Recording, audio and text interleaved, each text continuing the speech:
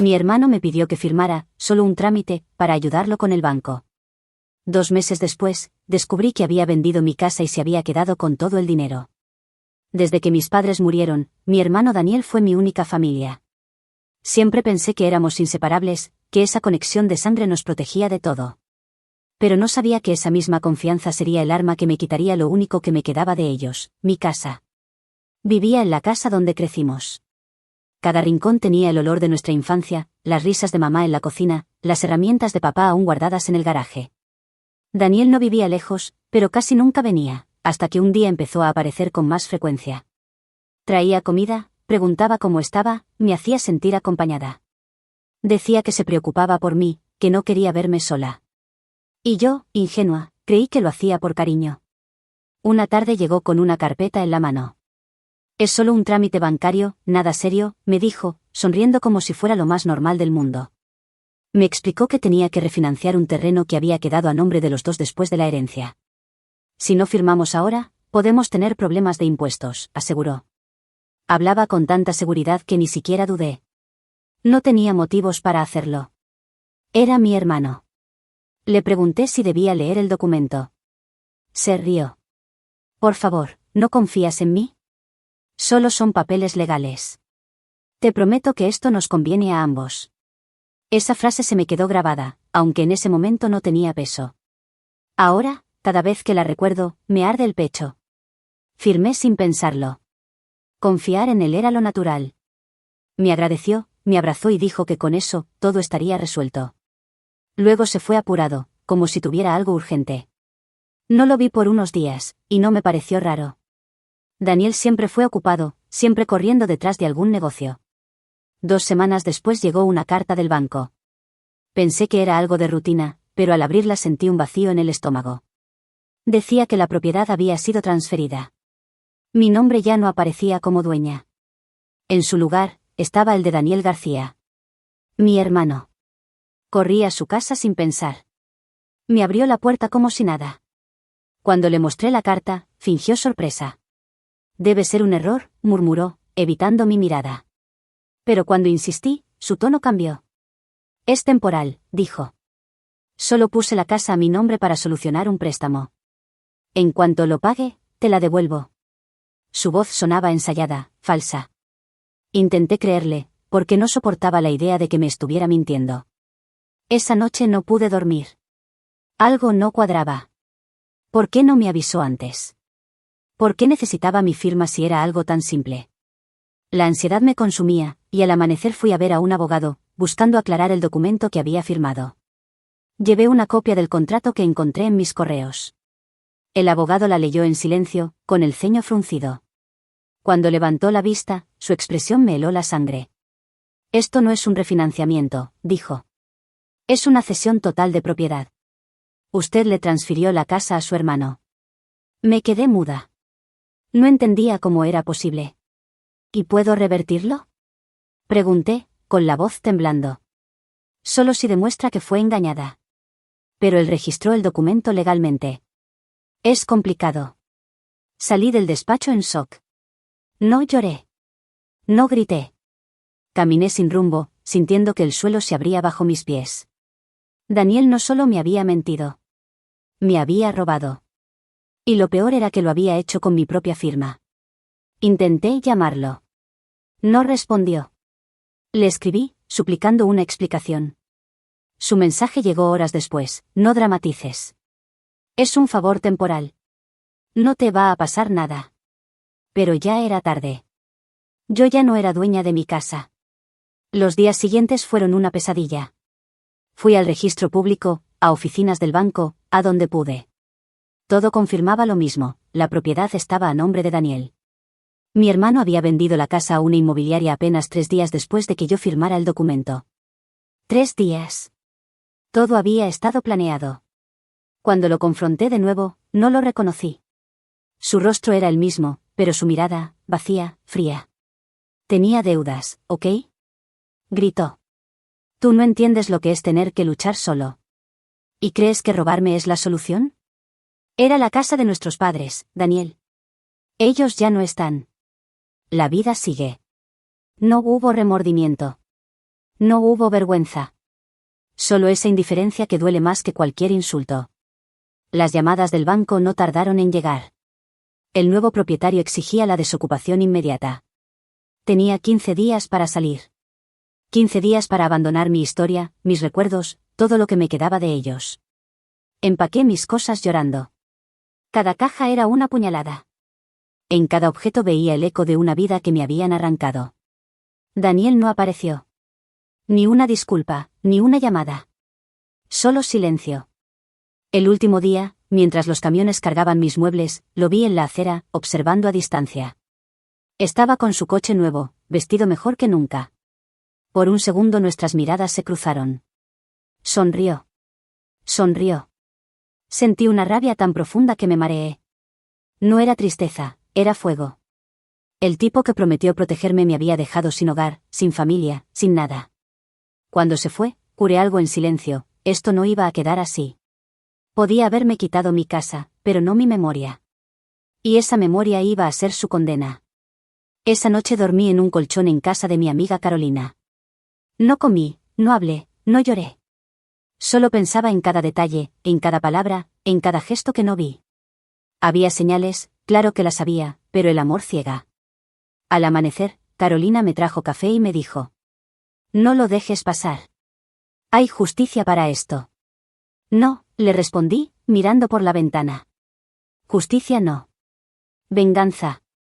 En ese instante, entendí que no era una víctima. Era el principio de algo mucho más grande. Y Daniel, aún no tenía idea de lo que había desatado. Cuando firmé ese papel, pensé que le estaba haciendo un favor a mi hermano. No sabía que estaba firmando mi propia sentencia. Ahora, cada vez que recuerdo su sonrisa aquel día, siento náuseas. Las primeras semanas después del desalojo fueron un caos emocional. Vivía en un apartamento pequeño que me prestó mi amiga Carolina, rodeada de cajas que no tenía ganas de abrir.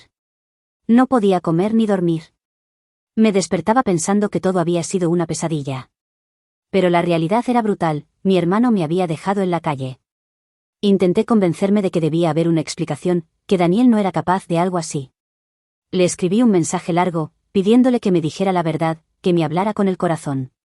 Su respuesta fue corta, seca. Ya te dije que fue temporal. No hagas drama. Ese "no hagas drama" me partió en dos. No solo me había robado, sino que ahora me trataba como si fuera yo la culpable. Fui al banco a intentar detener la venta, pero ya era tarde. La transacción estaba cerrada y la casa figuraba a nombre de una empresa inmobiliaria. Lo que me dolió más fue ver la firma de Daniel en cada documento, tan limpia, tan segura, como si no le pesara la conciencia. El abogado que me ayudaba me dijo que demandarlo sería difícil. Si firmó de forma voluntaria, el juez lo considerará válido. Pero él me engañó, respondí. Sí, pero necesita pruebas. Palabras no bastan. Pruebas. Esa palabra se me quedó dando vueltas en la cabeza. Si necesitaba pruebas, las iba a conseguir. No iba a permitir que se saliera con la suya. Decidí ir a buscarlo en persona. Lo encontré en un restaurante caro, riéndose con dos hombres. Cuando me vio, su sonrisa se congeló. Necesitamos hablar, le dije, firme. No ahora, contestó, incómodo. Ahora, insistí, clavando la mirada en él. Salimos al estacionamiento. Ahí, frente a su coche nuevo, le pregunté por qué lo había hecho. Tenía deudas, dijo con tono de víctima. Y tú nunca me ayudaste. ¿Ayudarte? Era mi casa, Daniel. Nuestros padres murieron trabajando por ese lugar. Ellos no están, repitió con frialdad. Y tú no sabes cómo es tener presión. Su forma de minimizar todo me revolvió el estómago. No era solo un ladrón. Era un cobarde. Lo peor vino después. Empezó a decirle a la familia y a conocidos que yo estaba loca, que no sabía administrar nada y que la casa se perdió por mi culpa. Algunos le creyeron. Otros se quedaron en silencio. La humillación fue insoportable. Pasé de ser la víctima a ser la hermana problemática, que no sabe lo que firma. Una tarde, Carolina llegó con noticias. Conocí a alguien que trabajó con tu hermano, me dijo. Dice que no está en crisis, que tiene dinero, y que anda con una mujer casada. ¿Una mujer casada? Sí. Y trabaja en el banco donde él hizo los trámites de la casa. El corazón me dio un vuelco. Todo encajaba. No era una deuda. No era desesperación. Era codicia. Había vendido mi casa para financiar su doble vida. Esa noche me metí a las redes sociales con una mezcla de miedo y furia. Lo busqué. Encontré fotos de Daniel en restaurantes caros, en viajes, en autos de lujo. En una de las imágenes, había una mujer de cabello oscuro, posando a su lado, con un brazalete que reconocí de inmediato, era de mi madre. Sentí que el aire me faltaba. No solo se había llevado mi casa. También se estaba burlando de la memoria de mis padres. El coraje me dio energía. Decidí ir más allá. Con la ayuda de Carolina, localizamos el perfil de la mujer. Se llamaba Lucía Méndez y, efectivamente, trabajaba en el área de créditos del mismo banco que había gestionado mi documento. Coincidencia no era. Pasé días analizando movimientos, fechas, publicaciones. Cuanto más investigaba, más clara se volvía la imagen. Daniel y Lucía habían planeado todo juntos. Ella facilitó los trámites, él puso mi confianza como escudo. Juntos se beneficiaron. Quise ir al banco a denunciar, pero Carolina me detuvo. Aún no tienes pruebas sólidas, dijo. Si vas ahora, pueden cubrirlo todo. Entonces, ¿qué hago? Pregunté. Observa. Espera. Y cuando tengas todo, destrúyelos. Sus palabras se me grabaron. No iba a actuar con impulsividad. Iba a hacerlo con inteligencia. Pero esa noche, mientras veía mis cajas apiladas en el rincón del cuarto, no pude evitar llorar. Lloré por mis padres, por mí, por la ingenua que creyó que la sangre era sinónimo de lealtad. Al día siguiente, mientras desayunaba, sonó mi teléfono. Era Daniel. Tenemos que hablar, dijo, con un tono extraño. ¿Ahora sí quieres hablar? Respondí. Lucía me traicionó. Necesito tu ayuda. Por un segundo me quedé sin palabras. El tipo que me había dejado sin casa ahora me pedía ayuda. Quise colgar, pero algo en su voz me hizo dudar. Había miedo. Y si había miedo, había una grieta. Una oportunidad. Acepté verlo, fingiendo compasión. Pero por dentro, algo ya había cambiado. No era la hermana ingenua que firmaba papeles sin leer. Ahora era alguien que tenía un propósito. Y ese propósito era simple, verlo caer. El camión llegó antes del amanecer, como si la madrugada fuera cómplice de la humillación. Me despertaron los golpes a la puerta, el ruido metálico, el murmullo de hombres que no conocía. Todavía tenía la arena del sueño en los ojos cuando vi a Carolina en el umbral, con la cara hinchada de dormir poco y un termo de café en la mano. No recuerdo haberla abrazado. Solo sé que su presencia fue el ancla que impidió que me desmoronara en la acera. Los oficiales del juzgado hicieron la lectura rápida, mecánica, como si recitaran un parte del tiempo. Tiene 15 días para desalojar. 15 días que se hicieron años en segundos. Empaqué mis cosas en silencio, como si hablar fuera admitir que todo era real. Cada prenda que doblaba era una escena que tiraba de mis entrañas, la bata que mamá usaba los domingos, el delantal con manchas de salsa que jamás lavé del todo porque me recordaba a su risa, el cuaderno de la escuela de Daniel con una nota que decía, para mi hermanita, con amor. Todo me pegaba al cuerpo como cemento. Cuando bajé al garaje, vi el coche de Daniel aparcado a la distancia. No se acercó. No cruzó la calle. Me esperaba desde lejos, con la misma distancia hipócrita de siempre. En su mirada ya no hubo nada que me perteneciera, solo curiosidad por la escena, como quien mira una película barata. Sentí ganas de gritar, de escupirle que se mirara al espejo, pero no respondí. Ya no tenía energía para sorprenderme de su bajeza. Los vecinos vinieron a observar. Algunos murmuraban, otros se apartaban. Una señora del tercer piso, que nunca me habló en mi vida, me dijo, qué pena, querida. No sé si era compasión o morbo, pero sus palabras me rasparon la piel. La humillación más profunda no fue perder el techo, fue ver cómo una vida que creí inquebrantable se convertía en espectáculo. Carolina fue la que me obligó a cerrar la puerta por última vez. No te quedes mirando, dijo. No les des el gusto.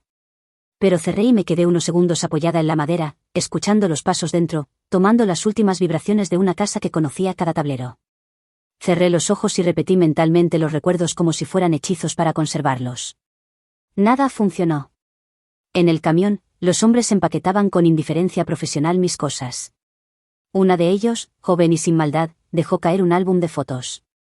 Las imágenes se esparcieron por el suelo del camión: cumpleaños, viajes, las navidades con los padres. Agarré un sobre, y entre papeles, apareció una factura antigua del banco, con el sello y la firma de alguien, Daniel García. Mi corazón se aceleró. ¿Qué hacía eso entre mis cosas? ¿Por qué había documentos bancarios suyos en mi casa? No pude evitar pensar que había dejado pistas. La mudanza fue un corte en la película de mi vida. De la casa grande y fría pasé a un cuarto pequeño en el piso de Carolina, con una cama, una lámpara de segunda mano y una ventana que daba a un patio interior. Había que reconstruirlo todo desde los restos. Carolina me dijo que no me preocupara por el papeleo, que ella hablaría con un abogado amigo, que había gente dispuesta a ayudar. Decía las cosas con calma para que yo no me derrumbara. Pero en las tardes, cuando la casa se quedaba en silencio, la rabia volvía como una marea. Empecé a visitarlo.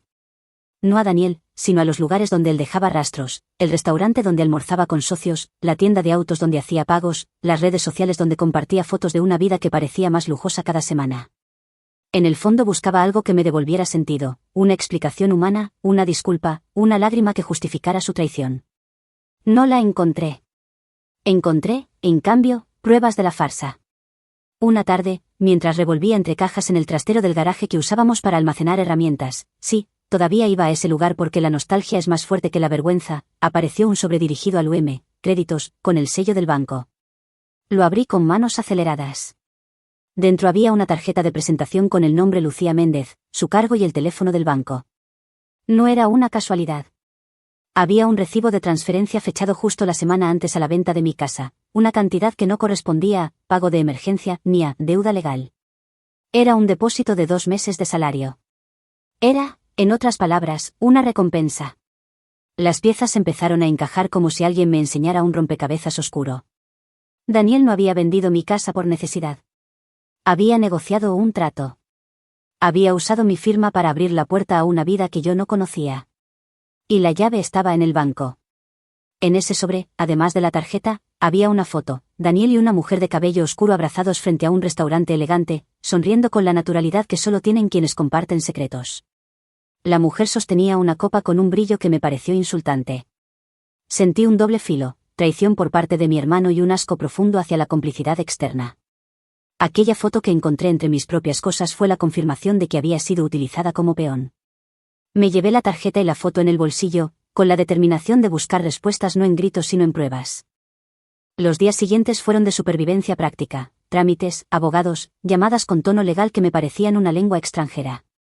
Carolina se encargó de conseguir mi apoyo emocional, yo me encargué de buscar pruebas. Hablé con un viejo amigo de Daniel, un tipo que conocía sus movimientos. Al principio dudó, pero luego, cuando le dije que tenía una tarjeta con un nombre del banco, su expresión cambió. Me contó que Lucía era la que solucionaba papeles y que Daniel la frecuentaba en horarios prohibidos. Me dio datos, fechas y pequeños nombres de empresas pantalla. No era solo un rumor de pasillo. Era un entramado.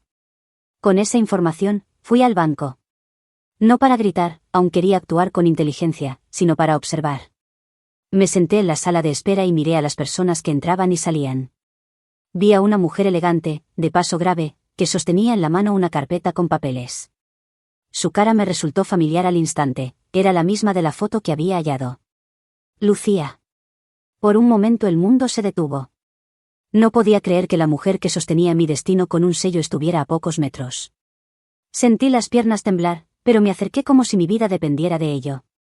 La seguí con la mirada. Entró en una sala privada con el letrero, créditos. No la enfrenté. No la grabé.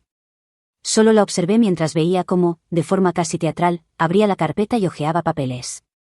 Una mano cubierta de anillos se deslizó por unos formularios, posible evidencia de que ella manejaba los hilos.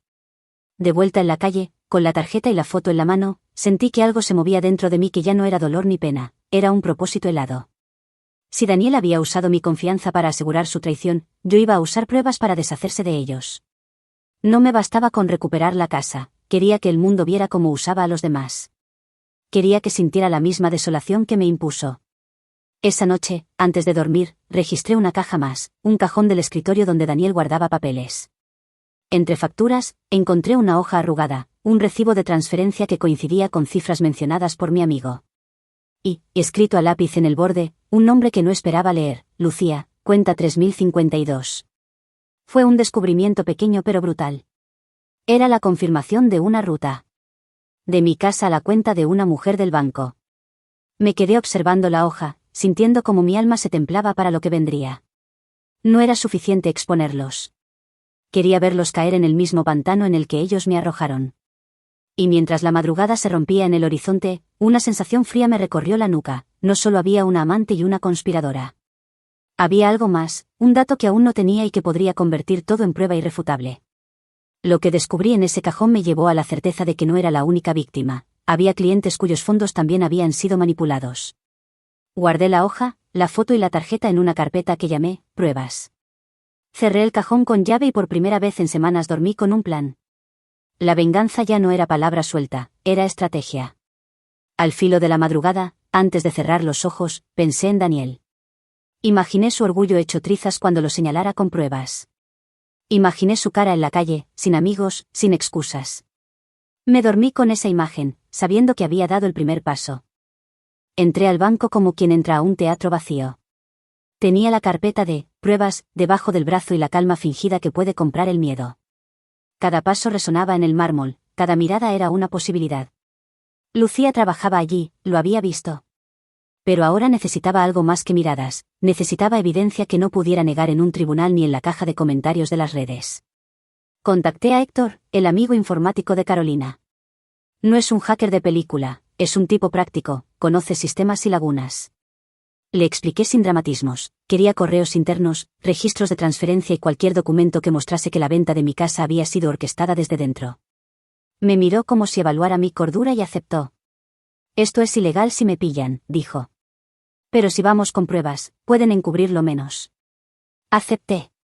No tenía otra opción.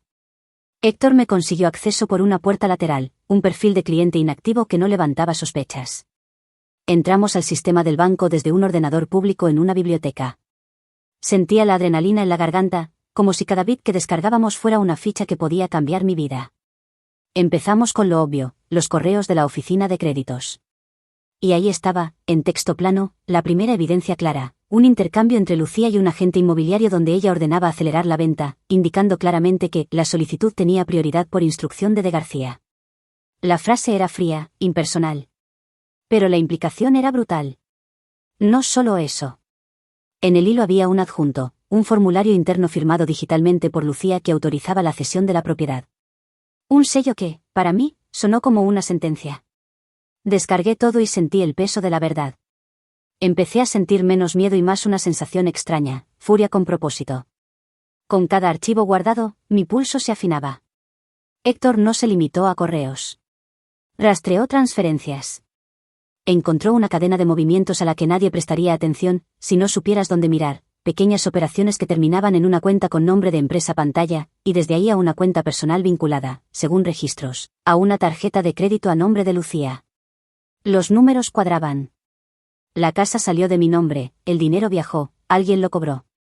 Y esos pasos estaban documentados en el servidor del banco. Mientras revisábamos, apareció algo que no esperaba, un intercambio entre Lucía y un número privado donde ella decía, activa el plan B si hay ruidos. La frase era tan directa que me recorrió un escalofrío.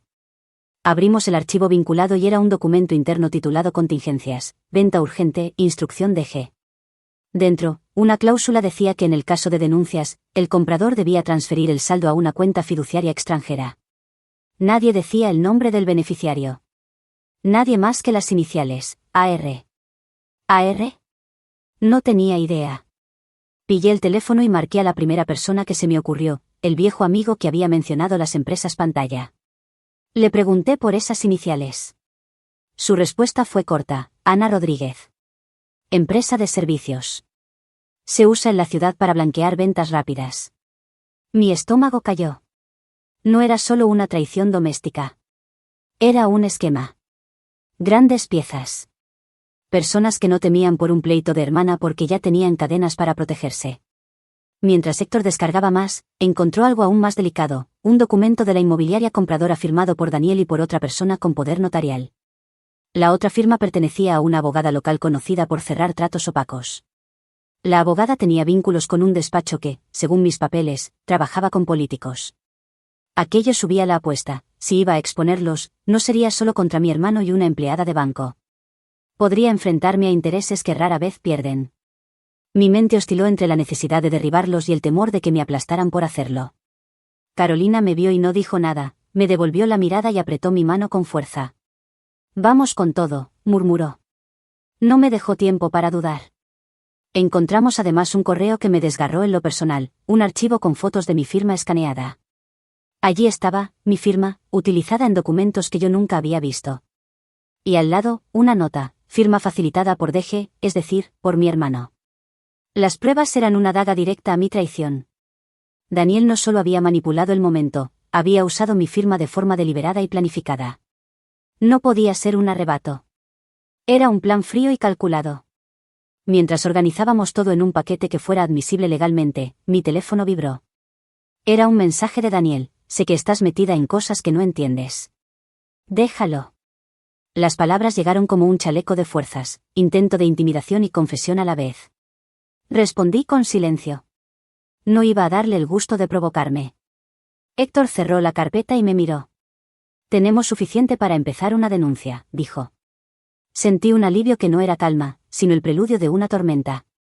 Llamamos a un abogado de confianza que accedió a recibirnos con todo el material. Era la primera vez que sentí que la justicia podía estar de mi lado. Pero esa sensación duró segundos. Teníamos pruebas, sí, pero también teníamos ojos encima. Al revisar los metadatos de los archivos descargados, Héctor frunció el ceño. Alguien estuvo revisando estos correos hace unos días, dijo. Mostró una IP externa, una traza corta. No era desde la oficina, era desde una dirección residencial que se vinculaba, por coincidencia, al número de teléfono que Lucía usaba. Las piezas empezaban a moverse hacia nosotros. Alguien nos estaba precintando. En ese instante, el teléfono de Carolina sonó con una llamada perdida y un mensaje de voz. Lo reprodujimos, era la recepcionista del banco. ¿Ustedes están pidiendo información? Me advirtieron que no comparta. La voz tembló. La consecuencia fue clara, Lucía ya sospechaba. Nos habían olido. Habíamos sido detectados husmeando donde no debíamos. Sentí un frío en la espalda. Todo se había acelerado en minutos. Las pruebas que necesitaba estaban frente a mí, pero también lo estaba la posibilidad de que las destruyeran o huyeran. Había cruzado la línea. Había dejado de ser la hermana traicionada para convertirme en acusadora pública. Y eso los ponía en movimiento. Guardé la carpeta con cuidado. Cerré mi cartera. Mientras salíamos del edificio, miré hacia atrás y vi, a través del vidrio, a Lucía en su despacho. Me miró por un instante y sonrió, una sonrisa que no fue de triunfo ni de miedo, fue de quien sabe que todavía tiene cartas bajo la manga. El plan estaba listo. La red estaba tejida. Pero ahora ellos sabían que yo sabía. Y cuando alguien de dentro de la red se da cuenta de un agujero, lo tapa. Rápido. Salí del banco sintiendo que el suelo se inclinaba. Tenía pruebas. Tenía un plan. Tenía, por primera vez, una dirección clara para la venganza. Pero también tenía a unos adversarios que no retrocederían. Y en medio de todo, la sensación de que aquello que iba a revelar cambiaría más vidas de las que imaginaba. Mientras caminaba hacia el auto de Carolina, sonó mi teléfono. Era un audio de voz de Daniel: me metieron en esto. Lucía me dejó. Si quieres ayudar, yo te lo agradeceré. Su voz sonaba rota. No supe si era verdad. No supe si era otra jugada. Lo que sí supe con certeza es que ya no podía volver atrás. No fue un acto impulsivo, todo lo que hice aquella semana estuvo medido. Guardé cada correo, cada captura de pantalla, cada recibo que Héctor y yo habíamos descargado. Empaqueté las pruebas en un archivo que olía a papel viejo y traición y fui al abogado que nos había prometido ayuda. Al verlo, su boca se estrechó: esto es sólido. Pero debemos movernos rápido y con cuidado. Yo quería gritar que se movieran lento, que me dejaran disfrutar del golpe final, pero la prudencia no es para quienes quieren justicia, es para quienes quieren sobrevivir al fuego que van a encender. Lo primero que hicimos fue grabar. Puse a Daniel frente a una grabadora falsa, una excusa: necesito que confirmes detalles para un trámite, y lo llevé directo a su trampa. No le di tiempo para pensar. Hablé con voz apacible, casi maternal, mientras él se enredaba en sus propias palabras. Fue claro, Admitió que la cesión había sido gestión suya, que había usado mi firma porque era lo más rápido, que Lucía le había asegurado todo. Su frase, dicha con desprecio, me llegó como una puñalada. No pensé que te ibas a poner así. La grabación lo probaba todo, su intención, su frialdad, su desdén. Lo guardé como la evidencia más precisa de su traición. Con el paquete de archivos y el audio fuimos al Departamento de Delitos Económicos. No fue fácil. Nos sentamos frente a un funcionario que miró cada documento con la frialdad de quien ve muchas desgracias repetidas. Le entregamos las pruebas en un pendrive. Él las leyó, las escuchó, y levantó la cabeza con una mezcla de escepticismo y respeto profesional. Hay base para una investigación, dijo. Las palabras tenían el eco de una promesa que tardaría en cumplirse, pero la admisión oficial ya era un primer golpe. Aún así, no solemos ganar por la verdad, ganamos cuando la verdad se ve en público. Así que la segunda vía fue la prensa. Envié de forma anónima el material, un paquete más completo que el que llevé a la policía, a un periodista local que conocía historias de corrupción bancaria. No lo hice por gloria. Lo hice porque en la luz pública no podían esconder los rastros ni correr. A la mañana siguiente, la noticia explotó: empleado de banco y socio implicados en red de fraudes, venta sospechosa de inmuebles. Salieron nombres. Salí en titulares. Sentí asco al ver mi historia convertida en noticia, pero también un inesperado alivio. La marea había subido y ahora arrastraría lo que estuviera en su camino. La presión funcionó. El banco congeló expedientes. La inmobiliaria, acorralada por la publicidad, paralizó la transacción. La policía emitió una orden de congelamiento de bienes. Daniel empezó a recibir llamadas que no podía ignorar. El primer impacto se vio en sus ojos cuando la fiscalía lo citó. Lo vi por la calle, sin máscara. Fue un instante agrio, su rostro, por primera vez, parecía humano. Lo perseguí con mi mirada hasta que entró en un edificio gubernamental y la puerta se cerró como una losa. Pero la red era más grande de lo que pensé. Al investigar, los agentes descubrieron transferencias hacia cuentas pantalla, triangulaciones y una ruta que terminaba en una cuenta vinculada a un nombre, Ana Rodríguez, la empresa pantalla que Héctor había mencionado. Todo parecía orquestado para disolver el rastro del dinero. Lucía no era una mera cómplice, era un eslabón con contactos. Y cuando los investigadores comenzaron a apretar, ella desapareció. Salió del país en menos de 48 horas. La noticia del vuelo de Lucía fue como un escalofrío, me reí sin alegría. Había ganado la batalla pública, pero los cabos sueltos podían volver a cerrarse en otro país. La gente del barrio, que días antes me miraba como la mujer fracasada, ahora susurraba cosas distintas. Algunos vinieron con lágrimas disculpándose por no haber creído. Otros simplemente observaban, disfrutando del espectáculo. La exposición pública había dado resultado, el juez dictó medidas cautelares, congeló activos y ordenó la suspensión de cualquier venta adicional. Mi casa quedó, por orden judicial, bajo protección provisional. Por primera vez en meses, dormí sin sentir que el piso se abría debajo de mí. Sin embargo, justo cuando la calma parecía acercarse, llegó una llamada que me heló la sangre. Era el abogado: hay un problema serio. Se ha detectado una transferencia parcial de los fondos a una cuenta a nombre tuyo. Mis manos se cerraron en el teléfono. ¿Cómo? ¿Mi nombre? Sentí, por un segundo, que todo el edificio de pruebas que había levantado se venía abajo. Me vi de nuevo como la acusada fácil en la comedia siniestra de mi hermano. Corrimos a la fiscalía. Mi abogado presentó pericias de firmas, las fechas, las IPS, los registros. La contabilidad forense mostró algo clarísimo: la cuenta que aparecía a mi nombre fue creada con documentos falsificados usando mi identidad. Lucía, hábil y peligrosa, la había usado como punto intermedio para desviar fondos y, al mismo tiempo, sembrar una trampa que me incriminara si alguien la buscaba. Era un acto terrible de ingeniería criminal. Sentí una mezcla extraña de asco y cierta gratitud: la falsificación era prueba de su culpa. Si algo estaba a mi favor, era que no había yo movido ni un centavo. Con esa pericia en mano, la investigación cambió de dirección. No era yo la sospechosa, era la víctima que había sido puesta de carnada.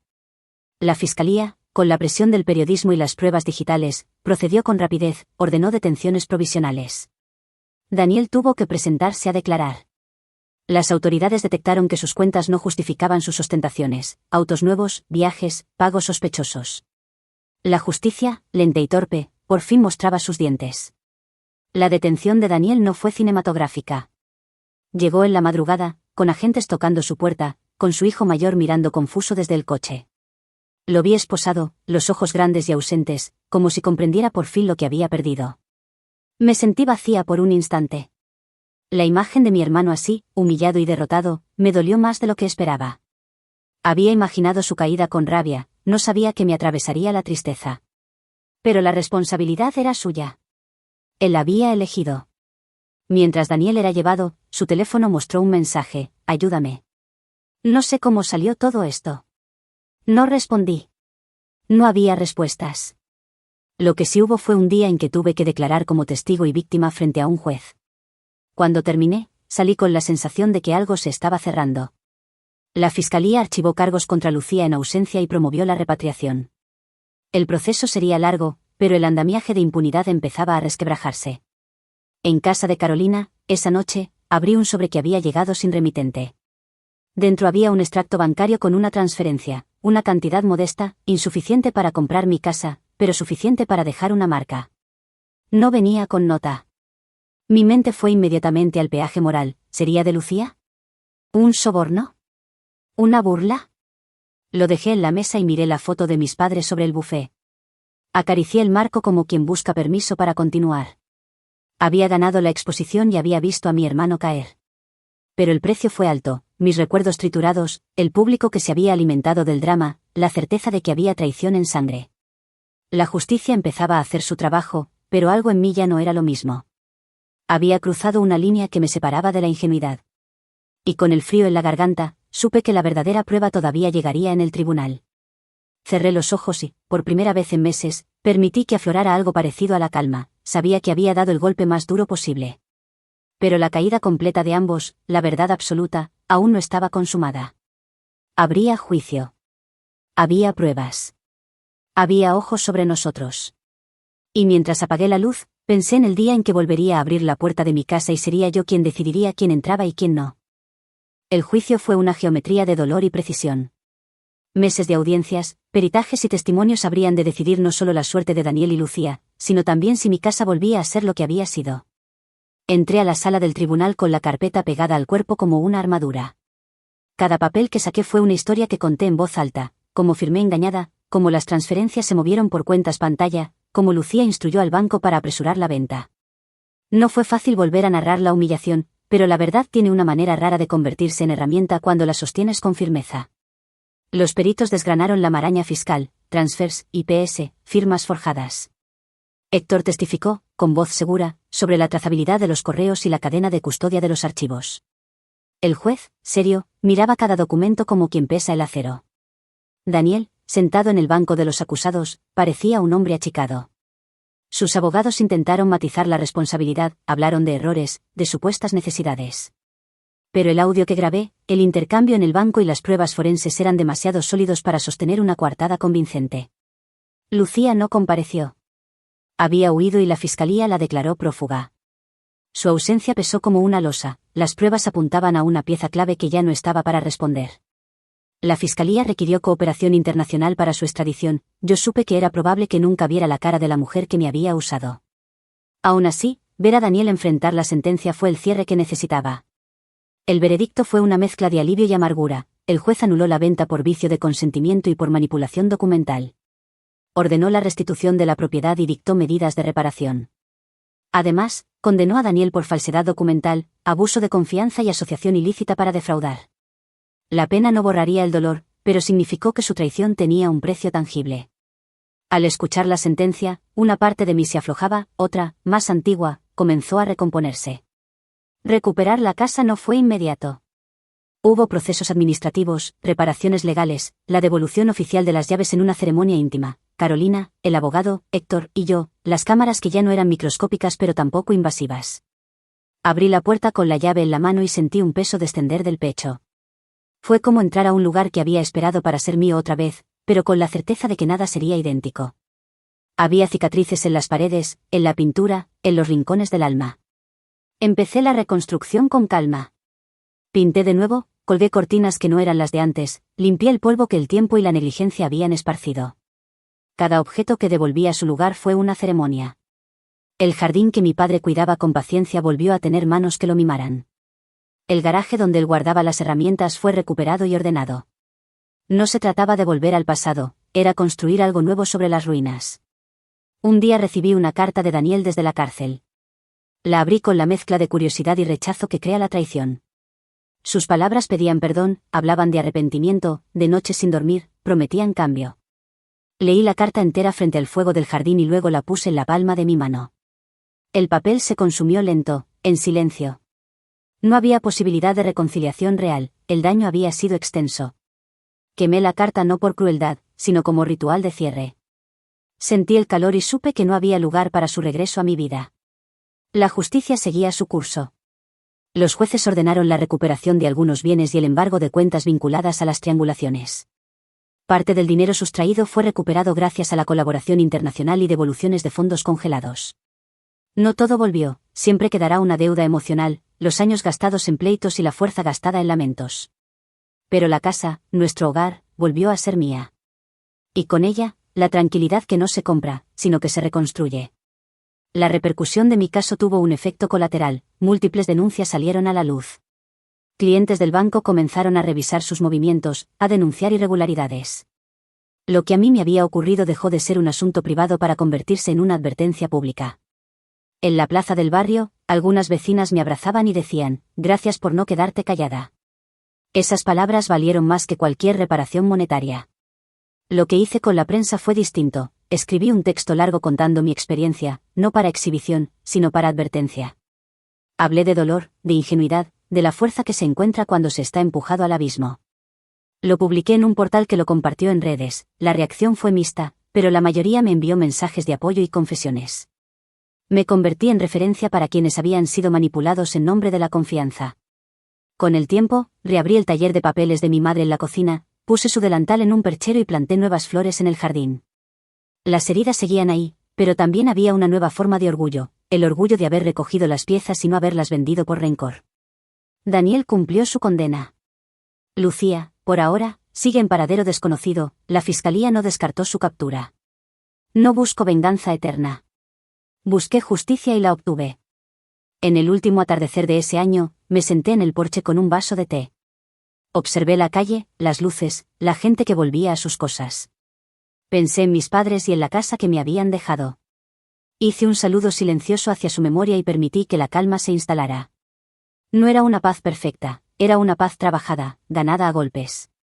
Cerré los ojos y, por primera vez en meses, me permití soñar con un mañana que no tuviera el ruido de pasos traicioneros. La venganza que prometí al inicio no fue la sangre fría del odio, fue devolverles a cada uno la consecuencia de sus actos. Y eso, para mí, tuvo más peso que cualquier grito. La justicia no borró el dolor, pero me devolvió la dignidad. Me levanté, crucé el umbral y entré. Cerré la puerta. Afuera, el viento movió las hojas del jardín como aplaudiendo en silencio. Dentro, el hogar volvió a ser hogar. Allí me quedé, mirando la cocina donde mi madre reía en fotos, sintiendo que, al final, habíamos ganado algo imprescindible, la posibilidad de permanecer en el lugar que nos pertenece.